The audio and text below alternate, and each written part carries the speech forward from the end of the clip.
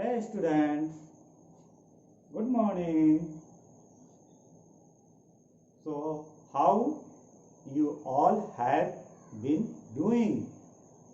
I hope all are doing great. Yes or no? Yes, great. So, in today's video, we will discuss about the chapter pair of linear equation in two variables. So, be ready with your pen and paper and let's get started. So, here determine the value of A and B for which the following system of linear equation has infinite solution. Infinite solution. Or equations are 2x minus a minus 4y equal to 2b plus 1, 4x minus a minus 1y is equal to 5b minus 1. So, students, we know that a standard form of pair of linear equation in two variables a1 x plus b1 y plus c1 is equal to 0 or a2 x plus b2 y plus c2 is equal to 0. So here it is given if it has infinite solution, therefore we use a formula a1 by a2 is equal to b1 by b2 is equal to c1 by c2. So putting the value of a, b and c, here a1 is equal to 2 by a2 is equal to 4 and b1 is equal to minus a minus 4 by minus a minus 1 and c1 is equal to, here it is transposing this side, minus 2b plus 1 by minus 5b minus 1.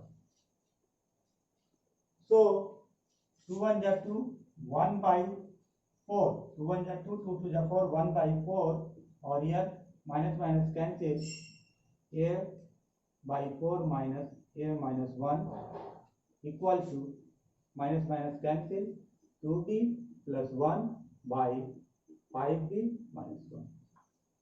Now take a 1 and 2, all are equal, इसमें सबके सब equal है इसलिए पहला और दूसरा को first of all लेते हैं.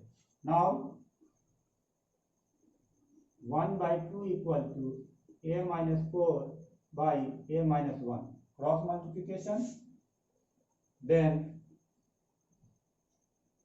a minus 1 is equal to 2a minus 4 to the 8 और उस साइड ले जाते हैं, 8 को इधर लाते हैं तो a को उधर ले जाएंगे तो क्या हो जाएगा 2a minus a equal to 8 को इधर लाएंगे तो प्लस 8 माइनस 1 और therefore a is equal to 8 में से 1 गया 7.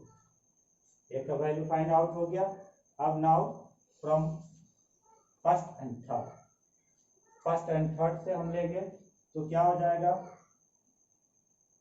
1 by 2 equal to 2b plus 1 by 5b minus 1 और यहाँ क्रॉस मल्टीप्लिकेशन करेंगे तो 5b minus 1 is equal to 2 to the 4b plus 2 और फिर इधर हम ले आएंगे 5b minus 4b और 1 को उधर ले जाएंगे तो 2 plus 1, 5 में से 4 तो 1 यानी b is equal to 3. So if A is equal to 7 and B is equal to 3, then the given equation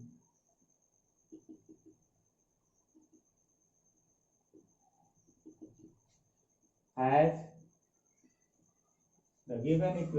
have infinite solution. Is it clear?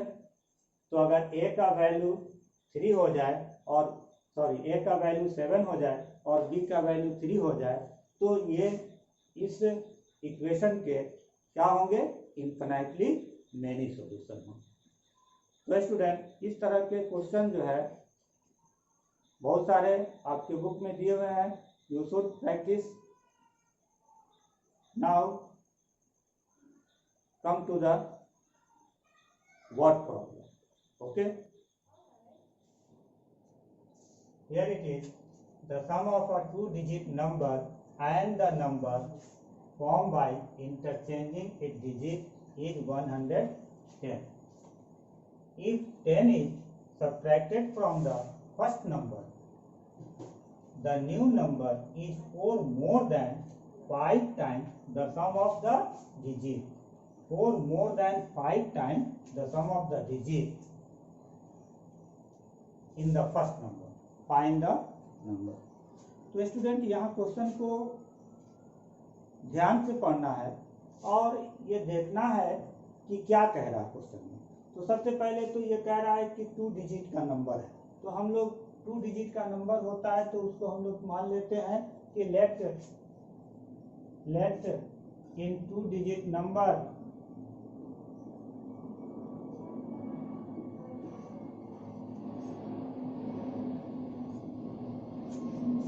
n plus b x and unit place b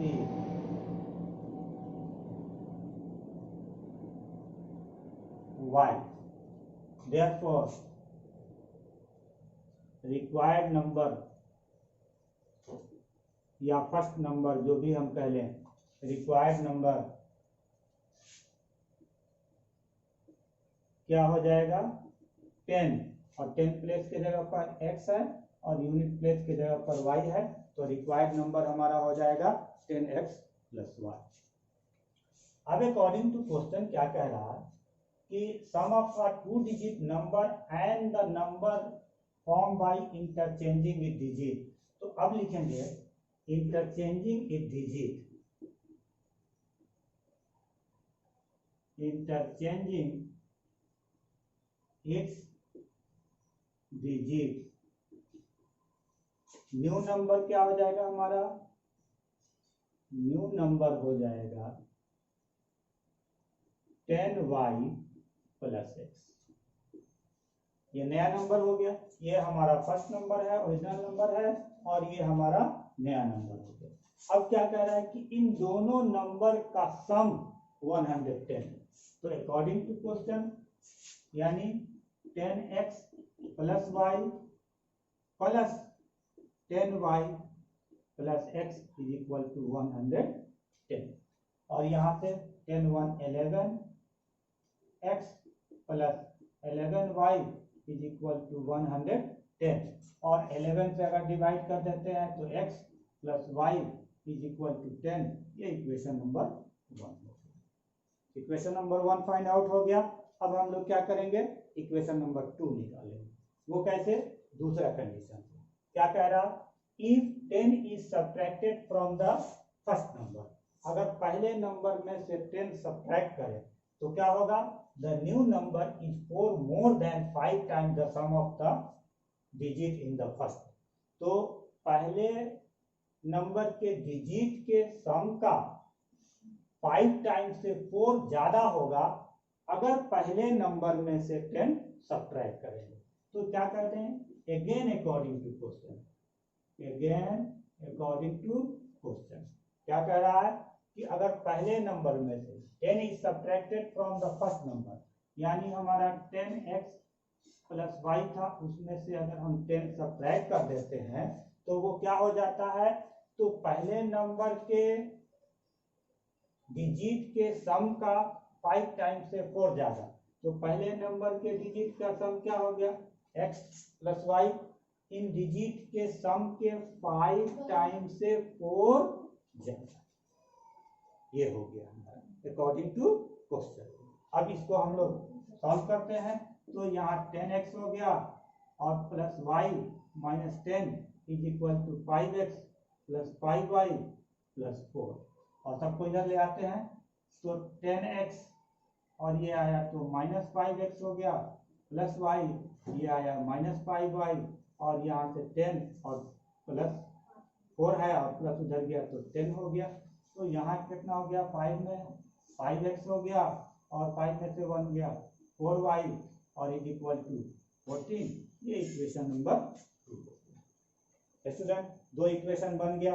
अब हम लोग क्या करते हैं कि दोनों equation को solve कर देते हैं बाय एनी मेथड, कोई भी मेथड से हम लोग दोनों इक्वेशन को सॉल्व करेंगे। तो मान लेते हैं कि इसको हम लोग क्या करते हैं कि सब्स्टिट्यूशन मेथड से सॉल्व कर देते हैं। तो क्या करते हैं कि फर्स्ट वाले में from equation first, from equation first क्या हो जाएगा, y is equal to 10 minus x, y का वैल्यू निकल गया, ये हो गया, इसको हम लोग मान लेंगे इक्वेशन नंबर 3, और तब substituting the value of y in equation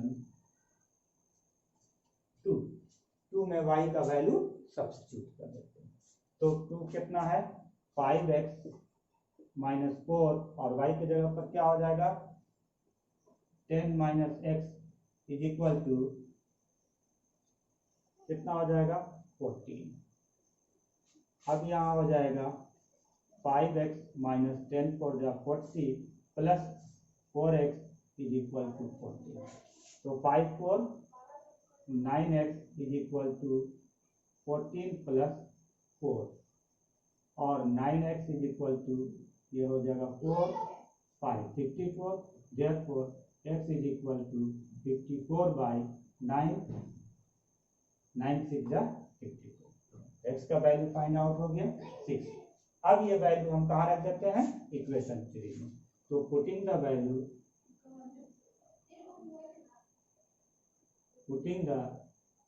value of x in equation third में y का वैल्यू पुट कर देते हैं, तो कितना हो जाएगा, तो y is equal to 10 minus 6 4 हो गया, y का वैल्यू 4 निकल गया। तो अब हमारा रिक्वायर्ड नंबर क्या हो जाएगा हमारा, तो रिक्वायर्ड नंबर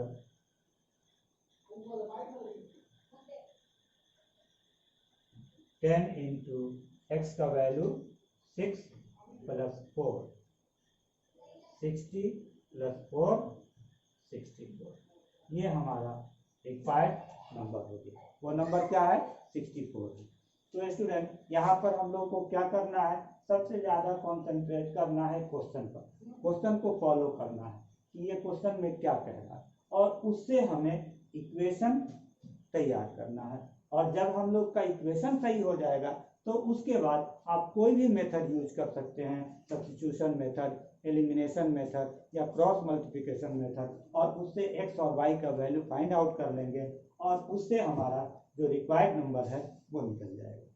ठीक है, तो देखते हैं अब दूसरा। Here it is another question. 10 years ago, father was 12 times as old as his son, and 10 years hence he will be twice as old as his son will be. Find their percentage. तो यहाँ पर हम लोग क्या करेंगे कि father और सन का परसेंटेज मानेंगे। Let the present age ages of age of father be X and present age of his son be Y. तो 10 years ago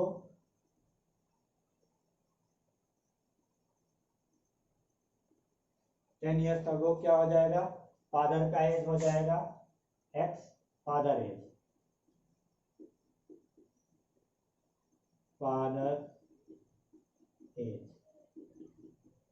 X माइनस 10 हो जाएगा एंड सन्स एज, सन्स का एज कितना हो जाएगा, दोनों का 10 ईयर कम हो जाएगा, X माइनस 10 फादर का हो जाएगा और उसके सन का हो जाएगा Y माइनस 10। अब अकॉर्डिंग टू क्वेश्चन क्या कह रहा है, अकॉर्डिंग टू क्वेश्चन कह रहा है कि 10 years ago father was 12 times as old as his son. Father जो है यानी x minus 10 is equal to 12 y minus 10, यानी अपने सन का 12 टाइम्स है। तो हम यहाँ क्या करेंगे, सन के एज में 12 से मल्टीप्लाई कर देंगे तो दोनों इक्वल हो जाएगा, यानी फादर का एज और सन का एज इक्वल हो जाएगा। और इससे हमारा इक्वेशन बनेगा x minus 10 is equal to 12y minus 120, और इधर चला है तो x माइनस 12y और इक्वल टू उधर चला गया तो माइनस 120 प्लस 10 और x minus 12y is equal to minus 110। ये इक्वेशन नंबर 1। अब क्या करते हैं दूसरा इक्वेशन, फिर क्या कह रहा है कि 10 years hence, तो 10 years hence का मतलब क्या हो गया कि आफ्टर 10 years, हम ये भी लिख सकते हैं कि आफ्टर 10 years, आफ्टर 10 years क्या हो जाएगा, तो after 10 years father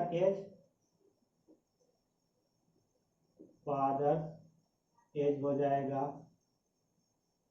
x plus 10 और सन एज क्या हो जाएगा y प्लस 10। अब अकॉर्डिंग टू क्वेश्चन क्या कह रहा है कि father will be twice as old as his son. Father क्या हो जाता है का एज डबल हो जाता है सन के एज से। तो अब हम क्या करेंगे, x plus 10 is equal to 2y plus 10। अब सन के एज में 2 से मल्टीप्लाई कर देंगे तो फादर के एज के इक्वल हो जाएगा। और यहाँ से हमारा x plus 10 is equal to 2y plus 20 और 2y इधर आया, x minus 2y is equal to 20 minus 10 और x minus 2y is equal to 10। ये इक्वेशन नंबर 2 हो गया। अब स्टूडेंट यहाँ पर दो इक्वेशन है, अब ये दोनों को आप किसी भी मेथड से सॉल्व कर सकते हैं। तो हम यहाँ देख रहे हैं कि x का कोएफिशिएंट दोनों का सेम है, इसलिए हम सीधा सब्ट्रैक्ट कर देते हैं। Subtracting 2 from 1, x minus 12y is equal to 110 minus 110 और यहाँ हो गया x minus 2y is equal to 10। तो यहाँ से सब्ट्रैक्ट करेंगे तो साइन चेंज होगा, प्लस माइनस 10 पे और प्लस माइनस सब्ट्रैक्ट होगा। 12 में से 2 जाएगा माइनस 10y और यहाँ पर हमारा 110 और ये दोनों ऐड हो जाएगा माइनस 120 और 10y is equal to 120, therefore y is equal to 120 by 10 is equal to 12। तो y का वैल्यू निकल गया। अब ये y का वैल्यू 1 या 2 किसी में भी पुट कर दीजिए। तो putting the value of y in equation 2 में हम y का वैल्यू पुट कर दे रहे हैं। तो यहाँ हो जाएगा x माइनस 2 इंटू वाई कितना 12 इज इक्वल टू 10 और x इज इक्वल टू 10 और ये 12 टू जा 24 उधर जाएगा तो प्लस हो जाएगा 24 और 10 कितना हो जाएगा 34। तो यहाँ पर फादर एज क्या हो जाएगा father percentage is equal to 34 years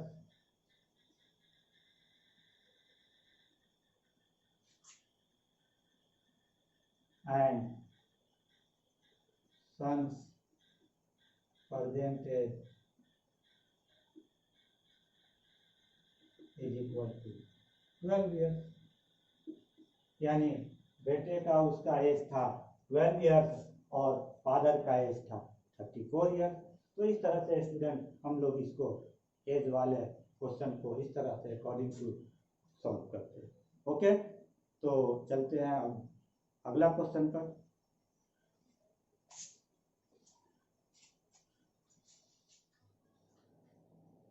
Here it is another question. A boat covers 32 kilometer upstream and 36 kilometer downstream in 7 hours. Also, it covers 40 kilometer upstream and 48 kilometer downstream in 9 hours. Find the speed of the boat in still water and that of the stream. Here students, stream means what? Stream means current, धारा, और up stream और down stream, यहाँ पर up stream है और down stream. तो up stream और down stream क्या होता है? जैसे मान लो कि ये स्टिल वाटर है, तो ये स्टिल वाटर में अगर करंट का फ्लो इस तरह से है, यहाँ स्ट्रीम जो है ना ये ऐसे ऐसे चल रहा है स्ट्रीम, ठीक है, इस तरह से, तो ये कहलाएगा हमारा डाउन स्ट्रीम। अगर स्ट्रीम यानी करंट के डायरेक्शन में अगर हम जाएंगे तो वो कहलाएगा डाउन स्ट्रीम, अगर उसके अपोजिट डायरेक्शन में जाएंगे तो ये कहलाएगा हमारा अप स्ट्रीम। तो यहाँ डाउन स्ट्रीम और अप स्ट्रीम समझ में आ गया कि अगर जिस डायरेक्शन में करंट यानी स्ट्रीम फ्लो हो रहा है और उसी डायरेक्शन में अगर बोट जाती है तो वो कहलाता है डाउन स्ट्रीम, और अगर जिस डायरेक्शन में करंट फ्लो हो रहा है उसके अपोजिट डायरेक्शन में अगर बोट आ रही है तो उसको हम लोग कहते हैं अप स्ट्रीम। तो अप स्ट्रीम में क्या होता है कि speed of current speed of stream को ऐड कर देते हैं और डाउन स्ट्रीम में अप स्ट्रीम में करंट का स्पीड जो है वो माइनस कर देते हैं और डाउन स्ट्रीम में करंट का जो स्पीड है वो यानी स्ट्रीम का जो स्पीड है उसको प्लस कर देते हैं। तो अब देखते हैं यहाँ पर हम लोग कैसे इसको सॉल्व करेंगे। तो सबसे पहले यहाँ पर हम मान लेते हैं क्या, let the speed of boat in still water be x kilometer per hour and speed of stream be y kilometer per hour। यानी बोट का स्टिल वाटर यानी शांत वाटर में, शांत जल में बोट का स्पीड x किलोमीटर है और स्ट्रीम जो करंट है उसका स्पीड y किलोमीटर है। तो स्पीड अब क्या हो जाएगा, speed of boat in up stream,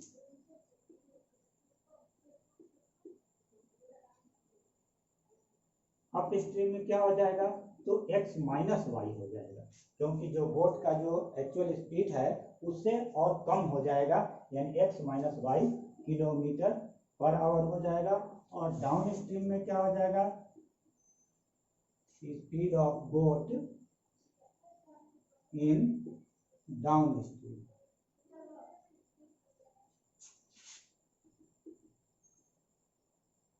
इसमें ऐड हो जाएगा x plus y kilometre per hour. तो अब हम देखते हैं कि पहला क्या कह रहा था, 32 kilometre up stream and 36 kilometre down stream. तो कितना टाइम लगता है, तो 7 आवर। तो यहाँ पर हम लोग लेते हैं कि we know that time is equal to क्या होता है, time is equal to distance by speed. तो डिस्टेंस बाय स्पीड, तो डिस्टेंस को अब हम लोग क्या करते हैं कि यहाँ पर जो है 32 किलोमीटर डिस्टेंस है और 36 किलोमीटर है। तो डिस्टेंस भी दिया हुआ है हमारा, तो लिखते हैं इन 7 आवर।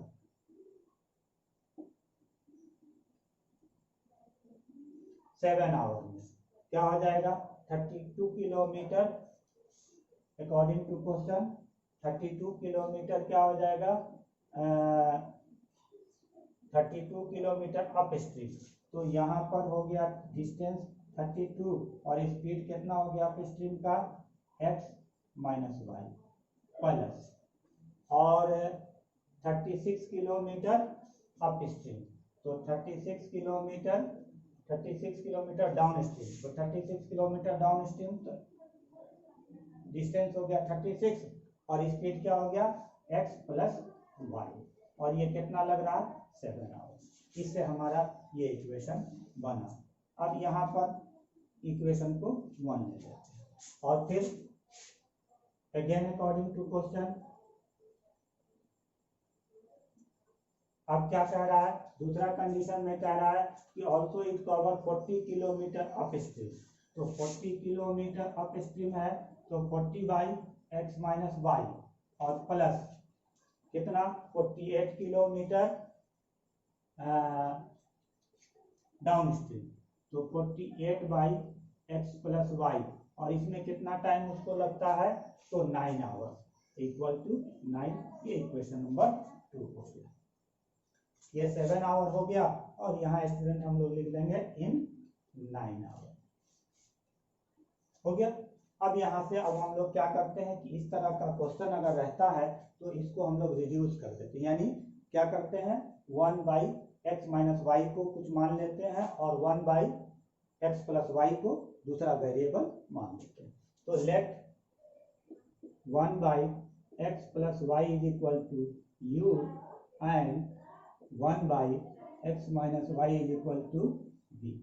तो अब हमारा क्या हो जाएगा, ये हो जाएगा 32 यू प्लस 36 बी, सॉरी यहाँ पर प्लस वाला यू है ना, तो यहाँ पर हम लोग का 32 बी और 36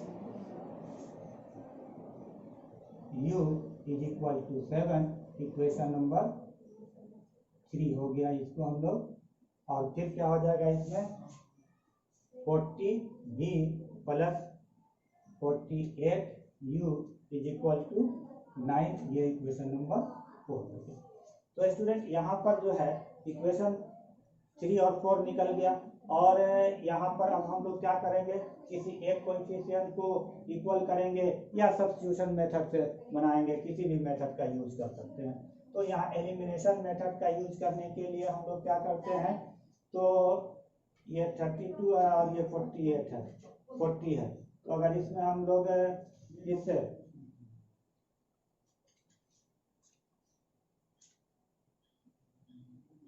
150 नहीं, इसमें हम क्या करते हैं कि इसमें जो है ना मल्टीप्लाई कर देते हैं 40 से और इसमें मल्टीप्लाई कर देते हैं 32 से। तो लिखेंगे multiply by 40 in equation 3 and multiply by 32 in equation 4 we get, and subtract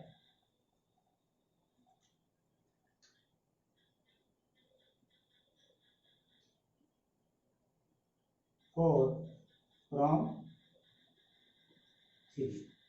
अब क्या करते हैं, इसमें 40 से मल्टीप्लाई कर देते हैं, तो 43 जा 32 में 40 से 4 2 जा 8 4 3 जा 12 x, और 4 से 144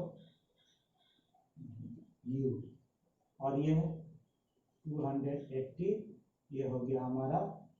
और दूसरा इक्वेशन क्या हो जाएगा, ये तो ये भी हो जाएगा 280 x प्लस यहाँ से 48 में 32 से मल्टीप्लाई कर देते हैं, आदमी 16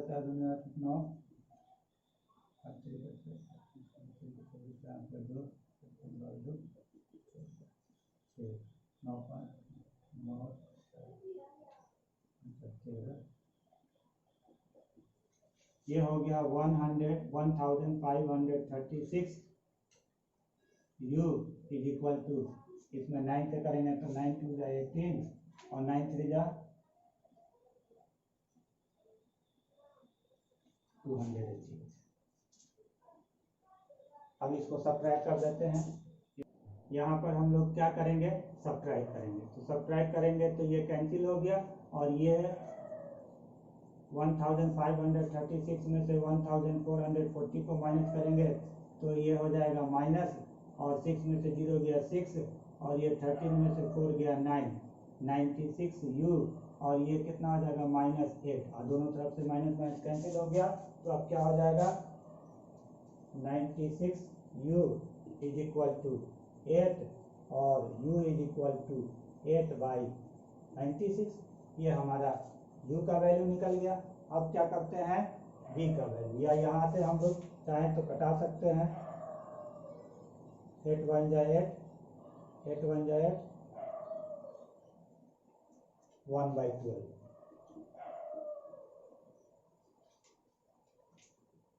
1/12 हो गया u का वैल्यू। अब हम लोग क्या करते हैं, यह वैल्यू इक्वेशन 3 या 4 में पुट कर देते हैं, तो पुटिंग द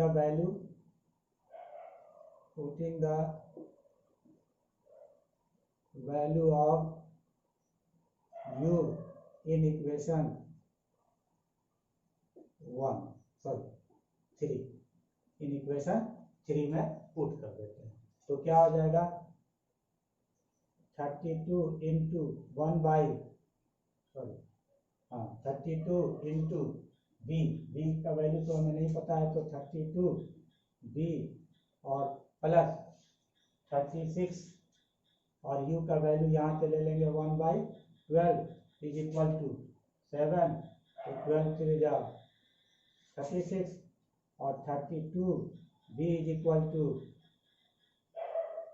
कितना हो जाएगा, तो 7 - 3, तो 32 b इज इक्वल टू 7 में से 3 गया 4, और b इज इक्वल टू 4/32 1/8, तो b का वैल्यू आया 1/8 और u का वैल्यू 1/12।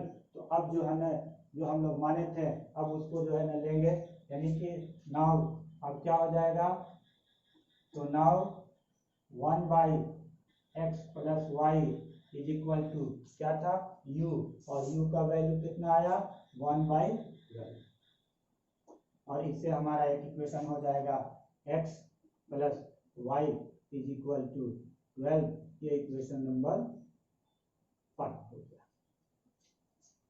अब फिर चलते हैं दूसरा में, क्या माने थे 1/x minus y is equal to v, और v का वैल्यू कितना 1/8, तो इससे हमारा इक्वेशन हो जाएगा x minus y is equal to 8, equation number 6 हो गया।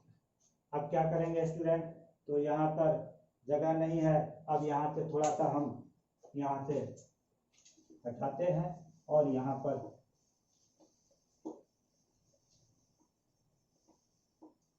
अब यहाँ पर इक्वेशन 5 और 6 को ऐड कर देते हैं। यहाँ पर क्या करते हैं, adding equation 5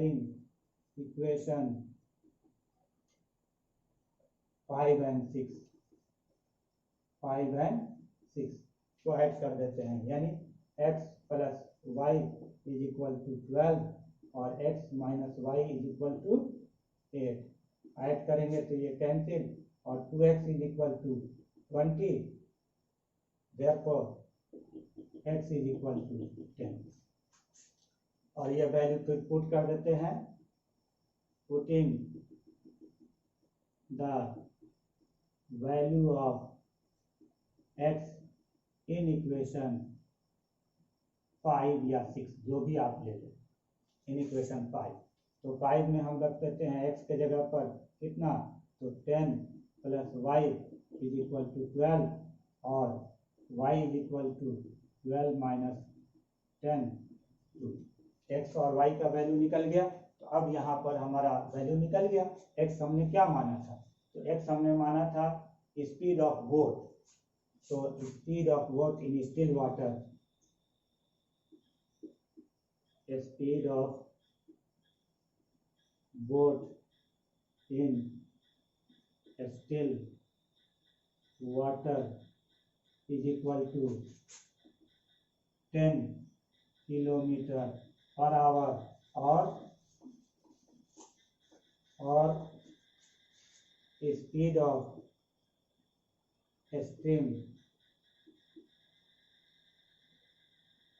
is equal to 2 kilometre per hour. तो स्टूडेंट यहाँ पर 10 किलोमीटर पर आवर और 2 किलोमीटर पर आवर ये हमारा आंसर हो गया, क्योंकि यहाँ पर हम देख रहे हैं कि हमें क्या निकालना था, तो स्टिल वाटर में किसी भी बोट का स्पीड निकालना था और उस स्ट्रीम यानी करंट का स्पीड निकालना था।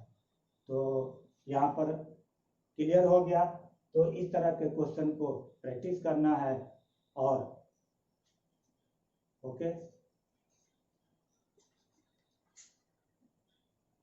तो स्टूडेंट अगर किसी क्वेश्चन में डाउट है रिगार्डिंग एनसीईआरटी और आर.एस. अग्रवाल, तो वो कमेंट करके बता सकता है। उसमें से मोस्ट इम्पॉर्टेंट जो क्वेश्चन होगा उसको अगले वीडियो में डिस्कस करेंगे।